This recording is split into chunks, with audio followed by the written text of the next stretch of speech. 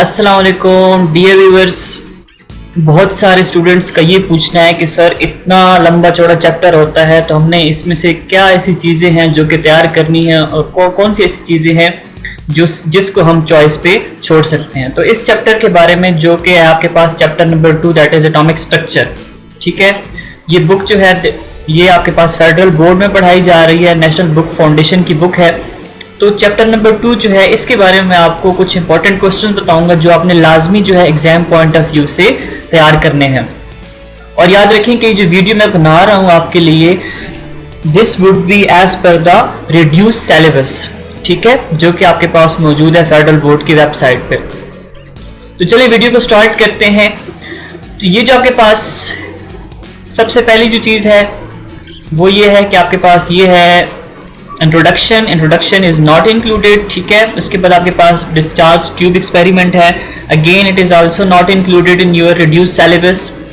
अच्छा, उसके बाद आपके पास नेक्स्ट जो आएगा वो ये है positive rays are canal rays. ठीक है, ये भी जो है this is also not included. Next अगर हम जाते हैं तो आपके पास आता है डिस्कवरी ऑफ न्यूट्रॉन्स, ये भी इंक्लूड नहीं है। फिर हमारे पास आता है discovery of nucleus, this is again not included in your course. यहाँ पे जब हम पहुंचते हैं that is Bohr atomic model.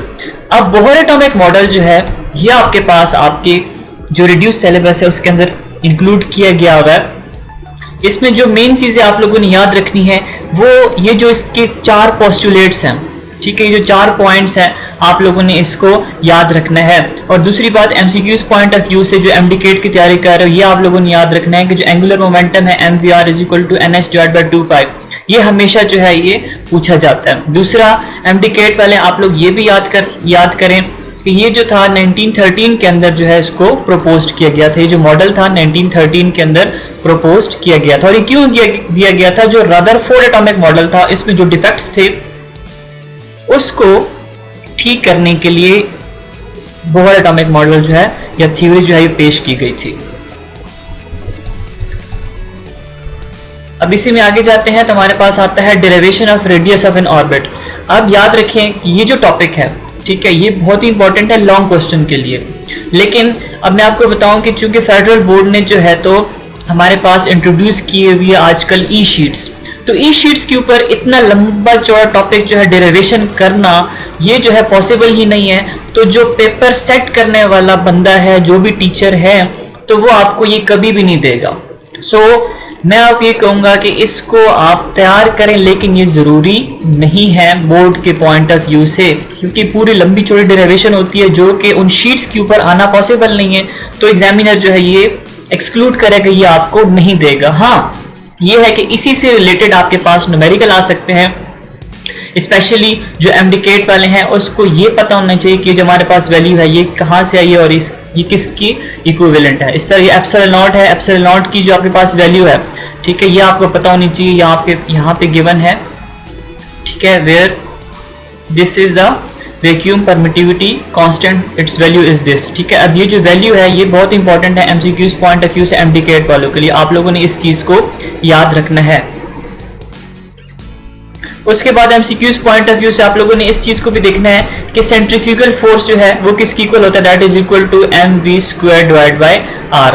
ठीक है, और दूसरा जो आपके पास कोलम्बिक फोर्सेस ऑफ प्रोटेक्शन होती हैं वो आपके पास इक्वल होती है किस चीज की, ये जो आपके पास वैल्यू है ये कोलम्बिक फोर्सेस ऑफ प्रोटेक्शन जो है इसके बराबर होती है। एमसीक्यूज पॉइंट ऑफ व्यू से आपने ये याद रखने हैं। अच्छा, नेक्स्ट आगे जब हम मूव करते हैं इसके अंदर आपके पास एंड पे एक इक्वेशन डिराइव होती है। वो जो इक्वेशन है उस इक्वेशन को आपने लाजमी याद रखना है। वो यही है कि आपने क्या जो ए नॉट है इसकी जो वैल्यू है, ठीक है, वो आप कैलकुलेट कर सकते हो। यहाँ से नेक्स्ट पेज में आपको बताऊंगा कि इसकी वैल्यू जो है ये ऑलरेडी कैलकुलेटेड है, और जो हम कैलकुलेट करते हैं तो हमारे पास कितनी आती है 0.529 मल्टीप्लाई बाय 10⁻⁻10 मीटर। ठीक है, अब ये एंगस्ट्रॉम में आपके पास होती है 0.529 एंगस्ट्रॉम। अब ये जो वैल्यू है ये बेहद जरूरी है, आपने याद करनी है। और इन सब से बढ़कर आपके पास न्यूमेरिकल आपको दे सकते हैं, आपको कह सकते हैं कि रेडियस फाइंड आउट करो। तो रेडियस फाइंड आउट करने का जो फॉर्मूला है that is r is equal to n² multiply by 0.529 angstrom. अब ये जो फॉर्मूला है ये एमडीकेट वालों के लिए भी, फेडरल बोर्ड में जो अपीयर हो रहे हो आपके लिए भी बहुत ही ज्यादा इंपॉर्टेंट है। तो ये जो है आप लोगों ने लाजमी याद रखनी है। और दूसरी बात, जो एमडी कैट वाले हो, ये आप लोगों को दे सकते हैं कि अगर आपके पास फर्स्ट शेल है और सेकंड शेल है, उसके बीच में डिफरेंस कितना है, तो आप क्या कर सकते हो, आप ये जो है 0.529 इन दो वैल्यूज को आप एक दूसरे से माइनस करोगे तो ये आपके पास क्या बनेगा, it will give you energy difference. या आपको जो है सॉरी एनर्जी डिफरेंस नहीं, ये आपको रेडियस का जो डिफरेंस है वो बताएगा, ठीक है। This is not for energy, sorry, this is for radius. Energy के लिए जो है आगे आपके पास डेरिवेशन आएंगी। सो ये आपके पास डिस्टेंस बताएगा कि इनके बीच में डिफरेंस क्या है, ठीक है। This is for n is equal to 1, it means it is first shell, this is second shell. So ये हो गया। नेक्स्ट आगे मूव करते हैं तो हमारे पास नेक्स्ट जो टॉपिक है वो है डेरिवेशन ऑफ एनर्जी। अच्छा, अब यहाँ पे आप लोगों ने जो मेन चीज याद रखनी है वो ये याद रखनी है कि काइनेटिक एनर्जी किसकी इक्वल होती है, हाफ mv²। की, ठीक है। आप लोग फिजिक्स में भी पढ़ते आ रहे हो। इसी तरह आपके पास जो पोटेंशियल एनर्जी है वो भी आपके पास यहाँ पे गिवन है, ये भी आप लोगों ने जो है याद रखनी है। अच्छा, इसकी जो डेरिवेशन है इसको भी बोर्ड पॉइंट ऑफ व्यू से इसको बिल्कुल भी याद करने की जरूरत नहीं है, ठीक है। मतलब कि आप इसको जो है रट्टे लगाते रहें, लेकिन हाँ, अगर आप एमडी कैट वगैरह में अपीयर होना चाह रहे हो तो डेफिनेटली आपको इस चीज के कॉन्सेप्ट जो है वो आने चाहिए।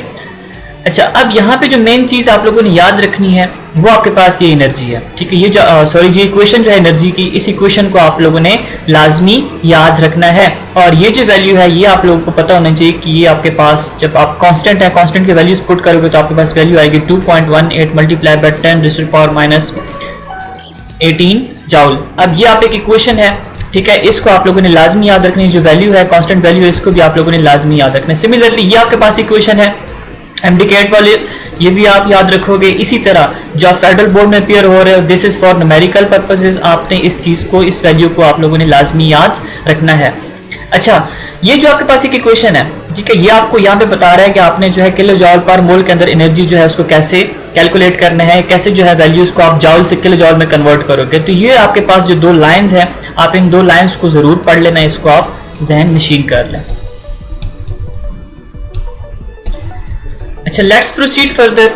तो यहाँ पे आप ये जो आपके पास एनर्जीज हैं, ठीक है, ये आपके पास एनर्जी डिफरेंट है, डिफरेंस है। अगर आप E1 स्टेट पे हैं, लो एनर्जी स्टेट पे हैं, फिर आप हायर पे जा रहे हो, इससे हाईएस्ट पे जा रहे हो, ठीक है, हाई एनर्जी स्टेट्स पे जाओगे तो इनके बीच में डिफरेंस कैसे आएगा कि आप इन दोनों का डिफरेंस फाइंड आउट करो।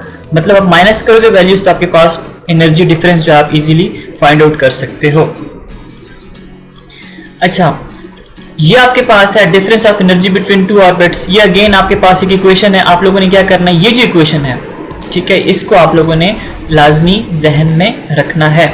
और इसके अलावा ये जो इक्वेशन है, ठीक है, ये न्यूमेरिकल पर्पसेस के लिए बहुत इंपॉर्टेंट है, ठीक है। जब आप एनर्जी का डिफरेंस फाइंड आउट करते हो टू स्टेट्स के, ठीक है, आप लोगों ने पढ़ा होगा ना कि दो स्टेट्स आपके पास, एक लो एनर्जी स्टेट होती है जिसको आप E1 कहते हो, इसी तरह आपके पास एक दूसरी स्टेट होती है जिसको आप कहते हो E2, ठीक है। अब इनका डिफरेंस आप कैसे फाइंड आउट करते हो, डेल्टा E से E2 माइनस E1। तो अब ये जो आपके पास इक्वेशन है, ठीक है, ये आपके पास न्यूमेरिकल पर्पसेस के लिए बेहद इंपॉर्टेंट है। जब आप फेडरल बोर्ड के एग्जाम में अपीयर होते हो तो आपको न्यूमेरिकल देते हैं, तो न्यूमेरिकल के लिए ये जो इक्वेशन है ये बहुत ज्यादा इंपॉर्टेंट है इस टॉपिक में से। अच्छा, नेक्स्ट आपके पास आता है फ्रीक्वेंसी। अब फ्रीक्वेंसी जो है यहाँ पे आपके पास change in energy is equal to h mu. अब h क्या है, h is the Planck's constant, mu जो है दिस इज फ्रीक्वेंसी। अब एनर्जी और फ्रीक्वेंसी के बीच में जो है मेन जो रिलेशनशिप है ये आपसे पूछा जा सकता है एमडी कैट में भी, इसी तरह फेडरल बोर्ड में भी आप न्यूमेरिकल में पूछ सकते हैं। आपसे जो एमसीक्यूज है वहां पे भी पूछ सकता है कि एनर्जी और फ्रीक्वेंसी के बीच में क्या रिलेशनशिप है। इसका मतलब है कि energy is directly proportional to the frequency. अगर आपके पास एनर्जी ज्यादा होगी तो उसकी फ्रीक्वेंसी भी ज्यादा होगी, इसी तरह अगर एनर्जी कम होगी तो उसकी फ्रीक्वेंसी भी कम होगी, ठीक है। सो ये हो गया आपके पास, ये क्वेश्चन जो है आपने लाजमी याद रखनी है। इसी तरह आपके पास डेरिवेशन ऑफ वेव नंबर। अब जो वेव नंबर है ये भी आपके जो है टॉपिक के अंदर इंक्लूडेड है ऑलरेडी, ठीक है। तो इसको भी आप लोगों ने याद रखना है कि ये रिलेशनशिप है किस चीज के बीच में, फ्रीक्वेंसी और वेव नंबर, ठीक है। अब ये फ्रीक्वेंसी और wave number again they are directly proportional, ठीक है। ये जो इक्वेशन है आपने लाजमी याद रखनी है। अच्छा, अब इसमें मेन जो एक और चीज है एमसीक्यूज में आता है कि व्हाट इज रेडबर्ग कांस्टेंट, ठीक है। रेडबर्ग कांस्टेंट क्या होता है और इसकी वैल्यू क्या है। तो ये जो आपके पास वैल्यू आ रही है R is equal to 1.0678 multiplied by 10 to the power 7 per meter. This is known as Rydberg constant. आपने ये Rydberg constant जो है इसको याद रखना है MDCAT के लिए भी और न्यूमेरिकल के लिए आप जो है इस इक्वेशन को याद रखें, ठीक है, इस टॉपिक में आप लोगों ने ये याद रखना है। अच्छा जी, ये आपके पास ए नॉट की वैल्यू है, ठीक है, न्यूमेरिकल प्रॉब्लम है। जिस तरह आपको मैंने पीछे क्वेश्चन बताया रेडियस की, radius is equal to n square multiply by a nought. तो ए नॉट की जो आप कैलकुलेशन करते हो तो आपके पास ये वैल्यू आती है, एक कांस्टेंट वैल्यू है जिसको आपने याद रखना है। फिर आगे न्यूमेरिकल्स हैं, न्यूमेरिकल्स आप लोग कर लेना, इसमें मैं आपको नहीं कहूँगा कि आप लोग कोई न्यूमेरिकल छोड़ें, क्योंकि फेडरल बोर्ड में न्यूमेरिकल जो है वो लाजमी आते हैं। और इस चैप्टर में से मेनली जो न्यूमेरिकल आते हैं वो एनर्जी से आता है, या तो ये आपके पास एनर्जी वाला देगा या आपको जो है रेडियस फाइंड आउट करने का देगा कि आप लोग रेडियस फाइंड आउट करो। अच्छा, नेक्स्ट अगर हम मूव करते हैं तो नेक्स्ट आपके पास टॉपिक है defects of bore atomic model. अब बोर एटॉमिक मॉडल के डिफेक्ट्स आपको ऐसे नहीं देगा कि आप इसके ऊपर लंबी चौड़ी कहानियां लिखो, ठीक है। इसमें जो मेन चीज आप लोगों ने याद रखनी है वो ये रखनी है कि जेमन इफेक्ट क्या होता है, इसी तरह स्टार्क इफेक्ट जो है ये क्या होता है, ठीक है। आप लोगों ने ये जो है इसको लाजमी याद रखना है कि ये जो डिफेक्ट्स होते हैं और सॉरी इफेक्ट्स जो हैं ये क्या होती हैं, ये इसको आप लाजमी याद रखो इस टॉपिक में से। अच्छा, जब हम आगे मूव करते हैं, अच्छा इसमें जो ये जो है ना यहाँ पे कि ये जो आपके पास बोर एटॉमिक मॉडल है ये किन एटम्स के ऊपर एप्लीकेबल है, ठीक है। सो ये याद रखें कि वन इलेक्ट्रॉनिक सिस्टम के ऊपर जो है सिर्फ एप्लीकेबल है, वन एलिमेंट के ऊपर एप्लीकेबल है जहां पे सिर्फ एक इलेक्ट्रॉन हो, जैसे हाइड्रोजन है, हाइड्रोजन का एक इलेक्ट्रॉन है, ठीक है। अच्छा जी, ये आपको मैंने इफेक्ट्स बता दिए, ठीक है, जेमन इफेक्ट्स और स्टार्क इफेक्ट आपको बता दिए, आप लाजमी याद रखें। अच्छा, ये हेंसबर्ग्स अनसर्टेनिटी प्रिंसिपल है, ठीक है, ये आपको शॉर्ट क्वेश्चन में दे सकता है कि ये क्या होता है। तो ये आप सिंपल आपकी बुक में एक ही लाइन लिखी हुई है कि आप जो है वेलोसिटी और एग्जैक्ट पोजीशन जो है इलेक्ट्रॉन की फाइंड आउट नहीं कर सकते, इसको हम कहते हैं हेंसबर्ग्स अनसर्टेनिटी प्रिंसिपल। ये आपके पास इंपॉर्टेंट है, आप इसमें से ये जो टॉपिक है इसको आप याद करें, लाजमी शॉर्ट क्वेश्चन में भी आ सकता है। अच्छा, इसके अलावा आपके पास ये एक वैल्यू है 0.529, ये प्रोबेबिलिटी जो है कि आपके पास इलेक्ट्रॉन जो है यहाँ पे हो सकता है। The probability of finding an electron can be ascertained. The maximum probability is at a distance of 0.529 angstrom, nanometre, sorry angstrom या नैनोमीटर। तो ये आपके पास वैल्यू जो है इसको आप लोगों ने लाजमी याद रखना है, ठीक है, for MCQs point of view. अच्छा, उसके बाद आपके पास आता है कि भाई ये जो स्पेक्ट्रम है ये क्या भला होती है। स्पेक्ट्रम जो है, स्पेक्ट्रम आपके पास इसकी दो टाइप्स हैं, आप यहाँ से इसको पढ़ सकते हो, कंटिन्यूअस स्पेक्ट्रम और लाइन स्पेक्ट्रम। इसके बीच में डिफरेंस जो है आपको पेपर में दे सकता है कि भाई कंटिन्यूअस स्पेक्ट्रम क्या होता है, लाइन स्पेक्ट्रम इनके बीच में या इनके दरमियान डिफरेंस जो है वो क्या है। इसी तरह स्पेक्ट्रम जो है इसकी डेफिनेशन है, स्पेक्ट्रम क्या भला होती है, आप यहाँ से याद कर सकते हो। अच्छा, नेक्स्ट जो आपके पास टॉपिक है as per the reduced syllabus, that is hydrogen spectrum. यार ये जो हाइड्रोजन स्पेक्ट्रम है ये इंक्लूड है इसके अंदर, ठीक है, ये इंक्लूड है। इसमें आप लोगों ने क्या करना है, सिर्फ और सिर्फ ये क्वेश्चन आप रटा कर लें, इसको आपने लाजमी रटा लगाना है। इसके अलावा जो बेहद इंपॉर्टेंट है एमडीकेट वालों के लिए, इसी तरह फेडरल बोर्ड के जो स्टूडेंट्स अपीयर हो रहे हो, आप लोगों ने ये याद रखना है कि लायमन, बाल्मर, पास्चन, ब्रैकेट और पीफन जो सीरीज है इसके अंदर आप लोगों ने ये वैल्यूज को याद रखना है कि लायमन जो है 1 से स्टार्ट होगा, इसी तरह बाल्मर 2 से, पास्चन 3 से, ब्रैकेट जो है वो 4 से स्टार्ट होगा और N2 जो है ये 2, 3, 4, 5, ठीक है। जो आपके पास स्पेक्ट्रम ऑब्टेन होता है वो कब ऑब्टेन होता है, जब कोई भी इलेक्ट्रॉन जो है मूव करता है हायर से लोअर एनर्जी से, तो वो सब एनर्जी इमिट करता है और इसी एनर्जी का हम क्या ले लेते हैं, स्पेक्ट्रम जो है वो फाइंड आउट कर लेते हैं। सो अगर आपके पास एक इलेक्ट्रॉन सेकंड शेल से जंप कर रहा है फर्स्ट शेल के अंदर, तो एनर्जी जो है वो रिलीज होगी, उसका जो स्पेक्ट्रम आएगा उसको हम कहेंगे this is in the Lyman series. इसी तरह अगर एक इलेक्ट्रॉन थर्ड शेल में है, थर्ड शेल से जंप करता है डायरेक्टली, मतलब आ रहा है सेकंड पे, ठीक है, तो अब ये आपके पास क्या होगा, इसको बाल्मर सीरीज कहोगे। इसी तरह अगर फोर्थ शेल में है, फोर्थ शेल से जंप कर रहे थर्ड के अंदर, तो इसको आप क्या कहते हैं, Balmer series and so on. तो ये इंपॉर्टेंट है एमडीकेट वालों के लिए, बहुत ज्यादा फेडरल बोर्ड के स्टूडेंट्स के लिए भी एमसीक्यूज पॉइंट ऑफ व्यू से। अच्छा, इससे जो बेहद इंपॉर्टेंट चीज है वो आप लोगों ने ये याद रखनी है कि बाल्मर सीरीज जो है ये कहाँ पे लाई करती है। आप लोगों ने स्पेक्ट्रम के बारे में पढ़ा होगा, टीचर ने बताया होगा कि आपके पास माइक्रोवेव्स होती हैं। अच्छा, इसके अलावा आपके पास जो रेज है, एक्स रेज रीजन है, यूवी रीजन है, अल्ट्रावायलेट रीजन है, इंफ्रारेड रीजन है, डिफरेंट टाइप के रीजन है। तो जो बाल्मर सीरीज है ना, it lies only in the visible part of the spectrum. इसी तरह लायमन सीरीज जो है ये यूवी रीजन में होती है, अल्ट्रावायलेट रीजन में, और बाकी जितने भी हैं पास्चन वगैरह, ब्रैकेट, ये सारी की सारी जो है आईआर रीजन, इंफ्रारेड रीजन के अंदर लाई करती हैं, फॉल करती हैं। तो आप लोगों ने ये जो है लाजमी इसको याद रखना है एमसीक्यूज पॉइंट ऑफ व्यू से। अच्छा, नेक्स्ट आपके पास जो है, मैं यहाँ से इसको देख लेता हूँ, हाइड्रोजन स्पेक्ट्रम, इसके अलावा ये जो है इंक्लूडेड है सारा कोर्स में, ठीक है, तो आप लोगों ने इसको याद रखना है। अच्छा, इसमें जो मेन चीज़ है वो यही है कि लाइमन सीरीज के लिए जो इक्वेशन है, इक्वेशन मैंने आपको ये बता दी थी, ये वाली, ठीक है। आप लोगों ने ये इक्वेशन जो है इसको लाजमी याद रखना है। अगर ये इक्वेशन आपको याद है ना, तो आप ये सारा के सारा कर सकते हैं, ये जितना भी है, ठीक है। यहाँ पे आपको गिवन है लाइमन सीरीज है, फिर उसके बाद आपके पास पास्चन ब्रैकेट सीरीज सारी गिवन है। अच्छा, नेक्स्ट जो इंपॉर्टेंट टॉपिक है आपके रिड्यूस सिलेबस के according, that is Planck's quantum theory. अब इसमें जो मेन चीज है वो आपको कभी भी ये नहीं कहेगा कि write a note on Planck's quantum theory. इसमें से मेन चीज जो है वो आप लोगों ने ये याद रखना है कि एनर्जी और ये जो आपके पास फ्रीक्वेंसी है, इसके बीच में रिलेशनशिप क्या होती है। तो आप लोगों ने ये रिलेशनशिप जो है इसको याद रखना है। इसी तरह एनर्जी जो है उसका आपके पास वेव नंबर के साथ या उसका वेव लेंथ के साथ क्या रिलेशनशिप है, आप लोगों ने ये रिलेशनशिप्स जो हैं ये सारी की सारी याद रखनी है। और दूसरा आप लोग यहाँ से ये याद कर सकते हैं कि 1 nanometre is equal to 10⁻⁹ metre. ये आप एमसीक्यूज पॉइंट ऑफ व्यू से बहुत इंपॉर्टेंट है। इसी तरह जो आपके पास है 1 angstrom is equal to 10⁻⁻10 metre. तो ये जो है आप लोगों ने लाजमी याद रखना है। अगेन फिर आगे आपके पास आती हैं इसकी न्यूमेरिकल्स। तो न्यूमेरिकल्स तो मैंने आपको पहले भी बताया कि न्यूमेरिकल्स में से कुछ भी ऐसा नहीं है जिसको आप छोड़ सकते हैं चॉइस पे। आप लोगों ने न्यूमेरिकल जो है इस चैप्टर के बिल्कुल भी नहीं छोड़ने, और फर्स्ट जो चैप्टर है उसके न्यूमेरिकल बिल्कुल आप लोगों ने नहीं छोड़ने हैं।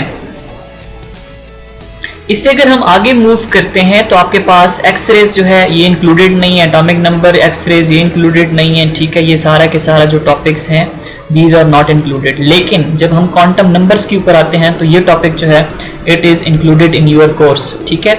अब इसमें जो है इसमें क्वेश्चन कैसे बनते हैं या क्या चीजें हैं जो आप लोगों ने याद रखनी है, वो ये याद रखनी है कि प्रिंसिपल क्वांटम नंबर जो है ये क्या भला होती है, ठीक है। या आपसे ये पूछा जा सकता है कि कौन सा क्वांटम नंबर है जो आपके पास डिस्टेंस जो है जिसके थ्रू आप फाइंड आउट कर सकते हो, तो ये आपके पास कौन सा होगा, प्रिंसिपल क्वांटम नंबर। इस तरह का न्यूमेरिकल बन सकता है और ये शॉर्ट के अंदर भी आ सकता है कि प्रिंसिपल क्वांटम नंबर क्या होता है, ठीक है। ये आप लोगों ने याद रखना है। इसी तरह ये जो है एमडीकैट वालों आप लोगों के लिए है कि ये आपके पास आ सकता है कि के शेल के अंदर जो है कितने इलेक्ट्रॉन मैक्सिमम आ सकते हैं, एल के अंदर कितने आ सकते हैं, एम के अंदर कितने, और एन शेल मतलब फर्स्ट सेकंड थर्ड और फोर्थ शेल के अंदर मैक्सिमम कितने इलेक्ट्रॉन आ सकते हैं। इसके लिए बोहर अंकल ने एक फार्मूला दिया था जो कि आपके पास है 2n² का फार्मूला, और इससे जो है आप लोग फाइंड आउट कर सकते हो कि फलां शेल के अंदर कितने इलेक्ट्रॉन आ सकते हैं। फॉर एग्जांपल अगर आपके पास फर्स्ट शेल है ना, तो आप क्या करोगे 2 × 1², और 1 का स्क्वायर लोगे तो 1, और 1 को 2 से मल्टीप्लाई करोगे तो 2। इसका मतलब है कि फर्स्ट शेल के अंदर 2 इलेक्ट्रॉन आते हैं एंड सो ऑन। तो ये आपके पास जो इक्वेशन है, this equation is very very important. अच्छा जी, अब लेट्स प्रोसीड फर्दर। तो ये आपके पास नेक्स्ट आपके पास आता है एजिमुथल क्वांटम नंबर। अब एजिमुथल क्वांटम नंबर जो है ये इसका बेसिक फंक्शन क्या है कि ये बताता है शेप्स ऑफ ऑर्बिटल, कि जो डिफरेंट ऑर्बिटल है, एस ऑर्बिटल है, पी ऑर्बिटल है, डी है, एफ ऑर्बिटल है, उनकी शेप्स क्या है। तो ये आप लोगों ने याद रखना है। और दूसरी बात ये है कि सब शेल के अंदर इलेक्ट्रॉन जो आप लोगों ने एकोमोडेट करने वो जो है इस फार्मूले के थ्रू करने होते हैं। तो ये जो फार्मूला है इसको आप लोगों ने लाजमी याद रखना है, ठीक है। अच्छा, नेक्स्ट अगर हम मूव करते हैं तो आपके पास आता है magnetic quantum number and then spin quantum number. Magnetic quantum number के अंदर ऐसा कुछ भी नहीं है कि जिसको आप जो है लाजमी रटा करें, ठीक है। अच्छा, आगे आपके पास आता है स्पिन क्वांटम नंबर। तो स्पिन क्वांटम नंबर जो है इसके अंदर भी ऐसा कुछ है नहीं कि जिसको आप जो है रटा लगाएं या इसको आप लाजमी जो है याद रखें। अच्छा, नेक्स्ट आपके पास आता है जो टॉपिक है that is shells and sub shells are orbital. ये भी आपके पास इंक्लूड है। इसमें आपके पास आ सकता है कि जो एस ऑर्बिटल है उसकी शेप किस तरह है, ठीक है। तो ये एस ऑर्बिटल की शेप आप लोग देख लेना कि ये कैसी होती है। अच्छा, उसके बाद आपके पास डिफरेंस आ सकता है कि शेल और सब शेल या ऑर्बिट के अंदर जो है डिफरेंस क्या है, इसकी आप डेफिनेशन लिखें, ठीक है। ये आपके पास यहाँ पे सिर्फ एस ऑर्बिटल का गिवन है, तो एस ऑर्बिटल आप याद रखो, ये इंपॉर्टेंट टॉपिक है, ठीक है। उसके बाद आपके पास पी ऑर्बिटल है। पी ऑर्बिटल भी आप याद रखो कि ये क्या होता है और इसकी शेप्स जो हैं। फिर आपके पास इसकी फर्दर जो है वो है P X, P Y, P Z के अंदर इसकी सब शेल्स बनाए जाते हैं। इसी तरह आपके पास ये आप लोगों ने याद रखना, ये इंपॉर्टेंट है for short question federal board वालों। This is degenerate orbital. Degenerate orbital क्या होता है? जिनकी एनर्जी जो है वो सेम होती है उनको हम डीजेनरेट ऑर्बिटल्स कहते हैं। अच्छा, इसी तरह डी ऑर्बिटल की शेप्स हैं, ठीक है। ये डी ऑर्बिटल की शेप्स आप ये शॉर्ट क्वेश्चन आपको दे सकते हैं कि डी ऑर्बिटल की शेप्स कितनी हैं। तो डी ऑर्बिटल जो है इसके अंदर मैक्सिमम 10 इलेक्ट्रॉन्स एकोमोडेट हो सकते हैं ना। तो आपके पास यहाँ पे 3d(x²-y², 3d(z²), 3d(xy), 3d(yz), 3d(zx), ये आपके पास 5 के अंदर स्प्लिटिंग होती है, सब शेल्स होते हैं इसके डी ऑर्बिटल के, और हर सब शेल के अंदर 2 इलेक्ट्रॉन एकोमोडेट हो सकते हैं। तो आप लोगों ने इसको याद रखना है। इसी तरह एफ ऑर्बिटल है, एफ ऑर्बिटल की फर्दर स्प्लिटिंग 7 में होती है, 7 × 2 14।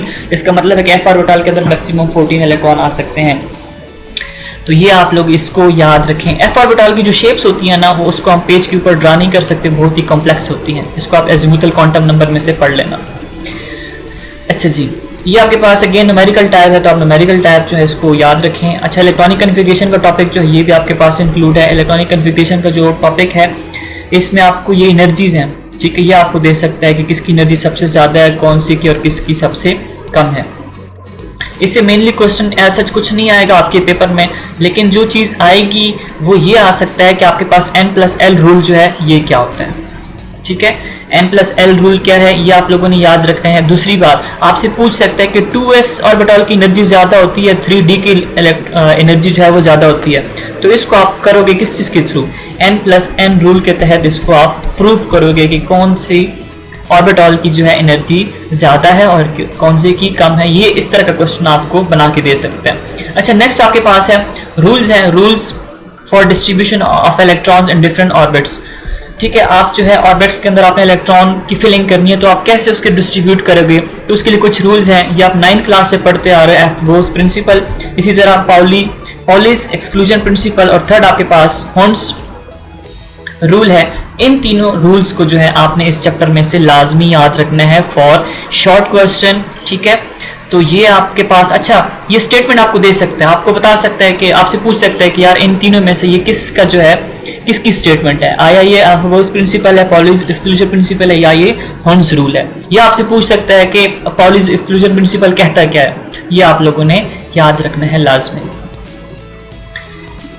ठीक है। ये सारे इसके फिर न्यूमेरिकल टाइप्स हैं, तो आप लोगों ने न्यूमेरिकल्स कर लेने हैं। अच्छा, इसके अलावा जो आपके पास आ सकता है ना, जो आपको 9th क्लास से पढ़ते आ रहे हो कि कैल्शियम जो है इसके इलेक्ट्रॉनिक कन्फिगरेशन करें, क्लोरीन की इलेक्ट्रॉनिक कन्फिगरेशन करें, एल्यूमिनियम की इलेक्ट्रॉनिक कन्फिगरेशन करें। स्टूडेंट्स क्या मिस्टेक करते हैं? स्टूडेंट जो है कैल्शियम 40 ले लेते हैं, ठीक है, एटॉमिक मास की जो इलेक्ट्रॉनिक कन्फिगरेशन कर देते हैं, तो वो टीचर क्या करता है, उसको क्रॉस कर देता है।